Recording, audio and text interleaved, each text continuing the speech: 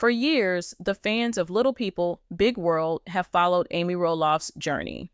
A journey from a painful divorce to finding what we were all told was her second chance at a fairy tale ending.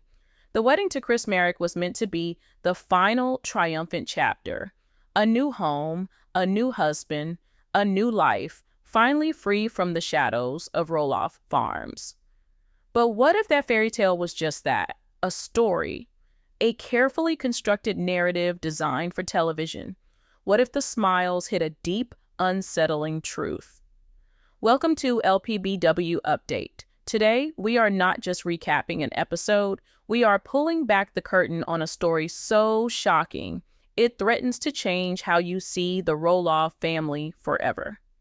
We have received information from sources close to production, sources who must remain anonymous to protect their careers, about a moment that was never meant to see the light of day. A tearful, hot mic confession from Amy Roloff herself. A moment where, believing she was off camera, she allegedly admitted to her deep regret over marrying Chris Marek. We're not just talking about a bad day or a minor argument. We are talking about a confession so raw and so powerful, it calls the entire foundation of their relationship into question. The supposed words, caught on a live microphone after a tense scene, were chillingly simple, yet devastatingly complex. Speaking to a producer, a tearful Amy allegedly whispered, "This single sentence, according to our insider reports, is the key that unlocks everything. It's the loose thread that, when pulled, threatens to unravel the entire tapestry of Amy and Chris's life together, exposing it as a potential sham, a marriage for the cameras, a conspiracy of convenience." And tonight, we are going to pull that thread. Before we dive into the exclusive details of this alleged hot mic incident and present our theory on what's really going on behind the scenes, we need your help. This is the kind of story the network does not want getting out. By liking this video, you help us fight the algorithm and share this with every LPBW fan who deserves to know the potential truth. And if you haven't already, hit that subscribe button and turn on notifications. You are not going to want to miss a single update on this developing story. This is just the beginning. All right, let's set the scene. According to our production source, let's call them the insider, this didn't happen in a vacuum. The cast had just filmed what was described as a mildly contentious scene. It involved Amy and Chris discussing future travel plans, a seemingly innocent topic.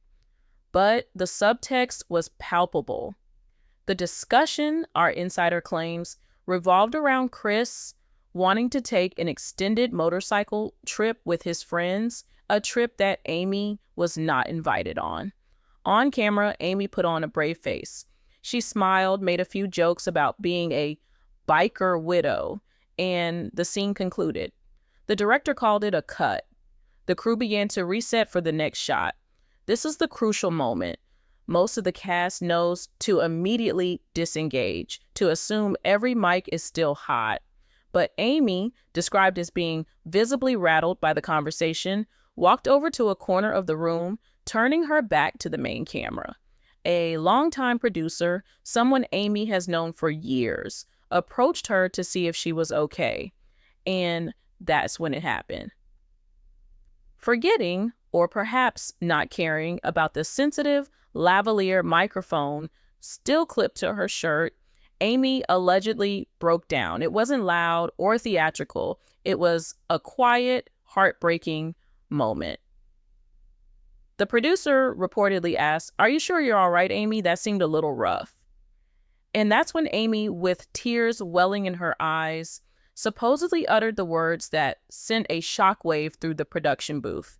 "Sometimes I wonder what my life would be if I just stayed alone." Our insider claims the sound engineer's eyes went wide. The director immediately signaled to cut the audio feed, but it was too late. At least 3 people heard it clearly. It was, as our source described it, the most authentic and therefore the most terrifying thing said on set in years. Now, let's analyze the words themselves. This isn't "I'm angry with Chris right now." This isn't "and I wish he'd include me more." The phrase "if I just stayed alone" implies a fundamental existential regret. It's a reflection on a life path not taken. It suggests that the alternative, solitude, might have been preferable to the reality she is currently living. This is not the statement of a happily married woman having a bad day. This, we theorize, is the statement of a woman trapped in a narrative she can no longer sustain. Why would this be so devastating for the show? Because Little People, Big World has sold Amy and Chris as the ultimate second act. Their relationship is the counterbalance to the constant drama of Matt, Karen, and the farm. They are the show's emotional anchor. If that anchor is not just cracked, but completely shattered, the entire show is set adrift. And that, we believe, is why you will never see this clip on TLC. So if this hot mic moment is real, it begs the question, why? Why would Amy Roloff, a woman who seemingly has it all, feel this way? This leads us to our first and perhaps most explosive exclusive theory. The marriage between Amy Roloff and Chris Marek is a marriage of convenience, a storyline agreed upon to secure the future of the show and their financial stability. To understand this, we have to go back in time. Let's look at the red flags that, in hindsight, seem less like quirks and more like calculated plot points. Red flag number 1, Chris's prolonged hesitation. Remember how long it took for Chris to propose? For years, Amy was ready for the next step, while Chris was, shall we say, cautiously ambivalent. The show framed this as a man being careful, not wanting to rush into things, but what if it was something else? Our theory suggests that Chris, a lifelong bachelor, never truly desired marriage. He enjoyed his freedom, his independence. So what changed? We believe the network TLC saw a problem. The show's central conflict, Matt versus Amy, was over. Amy had left the farm. For the show to continue, it needed a new, compelling narrative. A wedding is a guaranteed ratings driver. A proposal, the planning, the ceremony, it's a full season, maybe 2, of content. Our insider report suggests that behind-the-scenes conversations took place. We can't confirm this, but we theorize that a very lucrative offer was made. An offer that would secure Chris's financial future and guarantee Amy's continued central role on the show. Suddenly, his hesitation vanished. The proposal happened, and the wedding storyline was officially a go. Was his change of heart genuine, or was it a business decision? Red flag number 2, the prenup power play. The discussion around the prenup was presented as a smart, modern approach to marriage. But let's re-examine it through our new lens. Amy, with her significant assets from the farm sale and her long career on television, was the one with everything to protect. Chris, a real estate agent with a more modest financial profile, was the one with everything to gain. Notice how the conversation was framed on the show. It was Amy who seemed more conflicted, more emotional about it. Chris was portrayed as cool, calm, and understanding. But what if this was a calculated move? By appearing so relaxed about the prenup, he made Amy look slightly unreasonable, while he looked like a man who was in it for love, not money. Our theory posits that the prenup was non-negotiable for Amy, and Chris knew it. His easygoing acceptance wasn't a sign of pure love. It was the move of a smart negotiator who knew he had already secured his main prize: a multi-season contract and a permanent place in the lucrative LPBW universe. Red flag number 3, the constant low-level conflict. Happy couples have disagreements, but watch Amy and Chris closely. Their conflicts are rarely resolved with a true compromise. More often than not, it ends with Amy reluctantly conceding to Chris's wishes, his desire for a separate space, his decorating choices, his travel plans. Amy, who fought for decades to have her own voice and her own space on Roloff Farms, seems to be constantly shrinking in her own home. Is this the natural dynamic of two people learning to live together? Or is it the behavior of a woman who knows she has to make this storyline work? A woman who has to placate her co-star to keep the show on the road? The hot mic comment, "if I just stayed alone," takes on a new, tragic meaning here. Alone would mean her space, her rules, her life, without the constant need to perform and concede for the sake of a narrative. It suggests she isn't just compromising. She feels like she's losing herself. This theory suggests that they are not life partners but business partners. Their job is to portray a marriage on television, and for that, they are both handsomely compensated. But when the cameras are off, or when they think they're off, the truth of the arrangement bubbles to the surface in a moment of pure, unscripted regret. But it gets deeper. What if this wasn't just about creating a new storyline? What if the marriage to Chris was part of a much larger, more Machiavellian plan orchestrated from the very beginning? This brings us to our second, even more shocking theory. The Chris and Amy love story was a strategic distraction designed to soften Amy and clear the path for Matt Roloff to seize total control of the farm. Think about the timeline. The most contentious issue in LPBW history has been the fate of Roloff Farms. Amy held a powerful position as co-owner. For years, she was the immovable object preventing Matt from executing his grand vision. Her emotional attachment and her financial stake were major roadblocks. Now, enter Chris Marek, a charming, easygoing guy who, from the very beginning, seemed to take a very logical and unemotional stance on the farm drama. Evidence point A, the neutralizer. How many times did we see Chris play the role of the peacemaker? He would listen to Amy's frustrations about Matt, nod sympathetically, and then gently steer her towards letting go. "It's just land, Amy. You have a new life with me now. Don't let him get to you." On the surface, this looks like a supportive partner, helping his loved one move on from a toxic past. But what if it was a calculated campaign of psychological influence? What if Chris's role was to be the good cop to Matt's bad cop? His constant calming presence slowly eroded Amy's resolve. He presented a future so bright and shiny that she would be willing to let go of her past and her stake in the farm for a price far lower than she might have otherwise demanded. He wasn't just her boyfriend. He was Matt's unwitting, or perhaps witting, secret weapon. Evidence point B, the shift in alliances. Notice the subtle shift in Chris's relationship with Matt over the seasons. Initially, he was firmly Team Amy, but as his relationship with Amy solidified, he began to develop his own separate friendship with Matt. We saw them interacting more, having friendly conversations, even working on projects together. The show presented this as a sign of a blended family maturing, but our theory suggests something more strategic was at play. By befriending Matt, Chris created a new dynamic. It was no longer Amy and Chris versus Matt and Corinne. It became a complex web where Chris could act as a bridge, a mediator.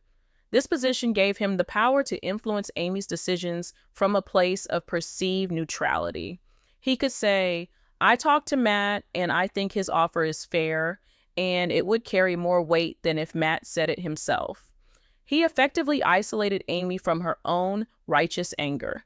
Every time she got upset about the farm, Chris was there to calm her down, to rationalize Matt's behavior, and to remind her of their happy future together. And what was the result of all this?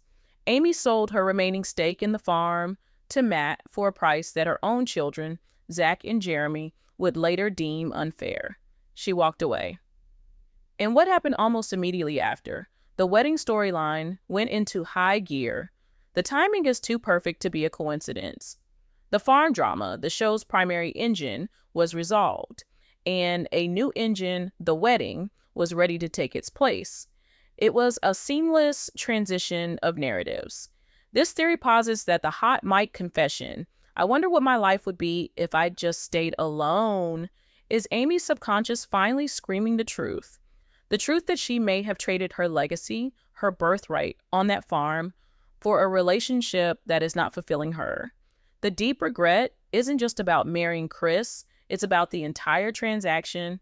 She gave up a piece of her soul, and what she got in return, she is now realizing, might just be an empty performance for a television show.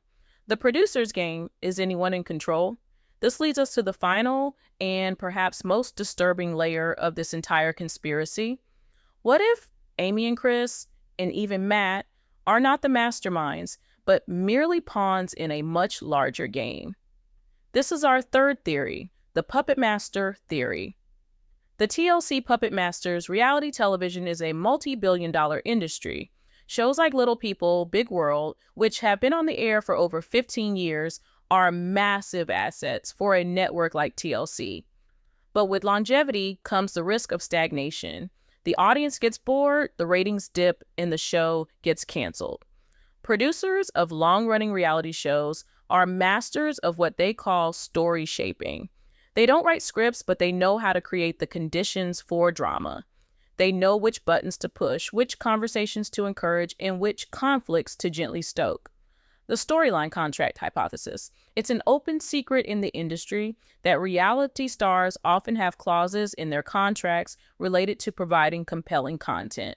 Our insider source has alluded to the existence of storyline incentives in the LPBW contracts. This is our hypothesis, not a confirmed fact, but it makes perfect sense. What if Amy and Chris were presented with a package deal? We, the network, will finance a dream wedding, feature it as a multi-episode television special, and offer you both a significant contract extension if you give us the engagement and marriage storyline. In this scenario, Chris's hesitation wasn't about love, but about contract negotiations. Amy's final agreement wasn't just saying yes to a man, but to a business proposal that secured her financial future post-farm. Manufacturing the hot mic moment itself. Now, let's get truly meta. What if the hot mic moment wasn't an accident at all? What if it was encouraged? Consider this. A producer who has known Amy for over a decade sees that she's upset after a scene. This producer knows her vulnerabilities, knows her frustrations. They approach her, not in front of the main camera, but in a corner, creating a false sense of privacy. They ask a leading question, "Are you sure you're all right?" They know she's still mic'd. They know the sound engineer is listening. In the world of reality TV production, a moment like this is pure gold. It's the real in reality TV that they are constantly chasing. This theory suggests that the producer wasn't consoling Amy, they were fishing for a soundbite. They provoked a moment of raw emotion, captured it, and now it sits in a vault at TLC, an insurance policy. A dramatic bombshell they can leak to insider channels, like this one perhaps, to generate buzz if ratings ever start to slide. It's a chilling thought that Amy's moment of genuine painful regret was not an accident, but a premeditated extraction of content by the very people she trusts. It means she is truly trapped not by a man, but by the machine that has documented her life for a generation. Her statement, "I wonder what my life would be if I just stayed alone," becomes a cry for help. Alone means free from producers, free from cameras, free from storylines, and free from the constant pressure to perform her own life for our entertainment. The aftermath and what to watch for. So if any of these theories hold water, what happens now? The hot mic incident, though unaired, has allegedly caused chaos behind the scenes. Our insider reports that Amy was horrified when she realized what was recorded, and that tense conversations between her, Chris, and the production team followed.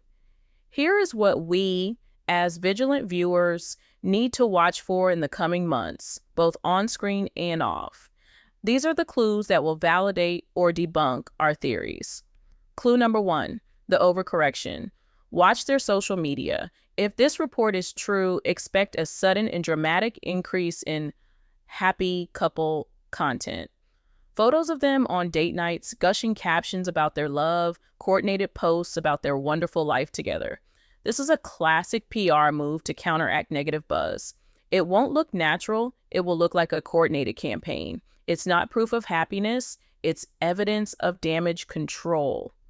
Clue number 2, the therapy storyline. TLC loves a redemption arc. If the network decides to address the trouble in paradise narrative head-on, expect a new storyline next season where Amy and Chris are working on their communication. They might be shown going to couples counseling. This allows them to acknowledge the conflict in a controlled, sanitized way, framing it as a normal marital hurdle they are bravely overcoming, rather than a fundamental flaw in the relationship's premise. Clue number 3, separate vacations and separate lives. Pay close attention to their travel. Does Chris go on more solo motorcycle trips? Does Amy spend more time visiting her kids or friends by herself? While presented as healthy independence, a consistent pattern of separate lives could be a sign that they are more business partners than life partners, fulfilling their contractual obligations on filming days and then retreating to their own separate worlds. Clue number 4, the tell-all interview. The ultimate endgame for any reality star is the tell-all book or the paid interview after the show ends. If this marriage is indeed a sham, the truth will eventually come out. It may take years, but one day when the TLC contracts have expired and the non-disclosure agreements are no longer a threat, someone will talk. And the story they tell will likely be far closer to our theories than the fairy tale we were sold. So we are left with a shattered picture, a single allegedly recorded sentence that calls everything into question. Is Amy Roloff a woman in a happy second marriage who just had a fleeting moment of doubt on a stressful day? Or is she a key player in a complex television production, performing a role she has grown to regret? A role that required her to trade her legacy for a new life that feels increasingly hollow. Is Chris Marek her loving husband, or a savvy opportunist who saw a golden ticket and cashed it in? And are the producers of Little People, Big World simply documenting reality? Or are they architects of it, building narratives, manipulating emotions, and even orchestrating moments of crisis for ratings? The truth, as always, is likely hidden somewhere in the gray space between these theories. But the hot mic incident, as reported to us, serves as a stark reminder. What we see on screen is never the full story. It is a product packaged and sold for our consumption. We will be watching this story closely. We will be monitoring our sources, and we will bring you any and all updates as this incredible situation develops. What do you think is the truth? Is this a real marriage, a showbiz arrangement, or a grand conspiracy? Let us know your theory in the comments section below. This is a conversation the entire LPBW community needs to have. Thank you for joining us on LPBW Update. Don't forget to like, subscribe, and share. The truth is out there, and together we're going to find it.